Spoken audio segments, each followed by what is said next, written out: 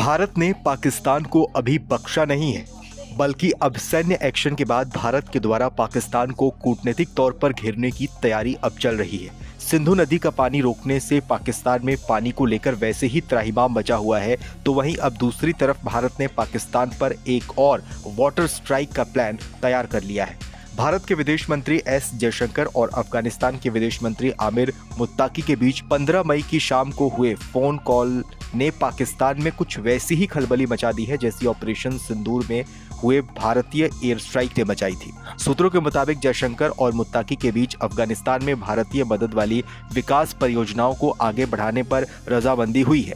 इसमें लालंदर की वो शहतूत बांध परियोजना भी शामिल है जो काबुल नदी पर बनाई जानी है।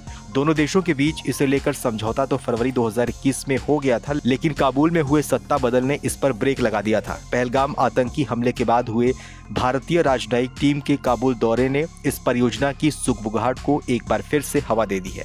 दरअसल काबुल नदी पर बनने वाली ये परियोजना अफगानिस्तान की राजधानी काबुल और मुल्क में रहने वाले करीब 20 लाख लोगों के लिए साफ पेयजल मुहैया करवाएगी। इस शहतूत बांध परियोजना के लिए भारत $236 मिलियन की वित्तीय और तकनीकी सहायता उपलब्ध कराएगा। हालांकि इस बांध परियोजना से पाकिस्तान की मुसीबत और बढ़ने वाली है और आने वाले समय में पाकिस्तान के और भी कई हिस्से भयंकर पानी की किल्लत से जूझ सकते हैं। भारत जिस काबुल नदी पर बांध बनाने वाला है वो नदी हिंदू कुश पहाड़ों से निकलती है और पाकिस्तान के खैबर पख्तूनख्वा प्रांत में दाखिल होती है। इस बांध के बनते ही पाकिस्तान के सामने सबसे बड़ा और सीधा खतरा होगा उसके खैबर पख्तूनख्वा प्रांत के लिए पानी की जरूरतों को पूरा करना। काबुल नदी सिंधु जल बेसिन का हिस्सा है जो पाकिस्तान के लिए भी खासी अहम है। पाकिस्तान की घबराहट इसलिए भी बढ़ गई है क्योंकि अफगानिस्तान के साथ उसकी और कोई औपचारिक जल संधि नहीं है। ऐसे में अफगानिस्तान ना तो शहतूत बांध परियोजना को लेकर पाकिस्तान के लिए जवाबदेह है और ना ही किसी समझौते से बंधा हुआ है।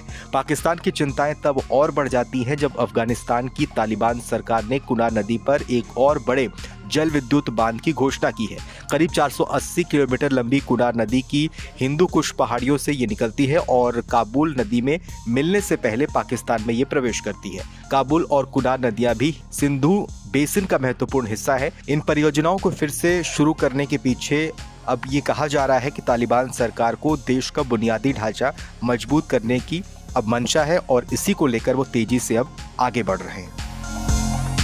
जैसे कि मैं सो रहा हूँ तो पिताजी को जगाना है मुझे, तो वो डायरेक्ट उठाने के बजाय, और हिंसा की परंपरा मेरे यहाँ नहीं थी सौभाग्य से, तो वो क्या करते थे कि उस कमरे में आ जाएंगे या बाहर से गुजरेंगे और चौपाई बोलेंगे, प्रात काल उठ गए रघुनाथा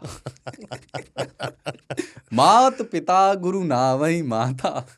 कभी कभी मैं गुस्से में उठ करके अरे पापा चरण स्पर्श किया और सो गया। मैंने कहा अब मत उठाना।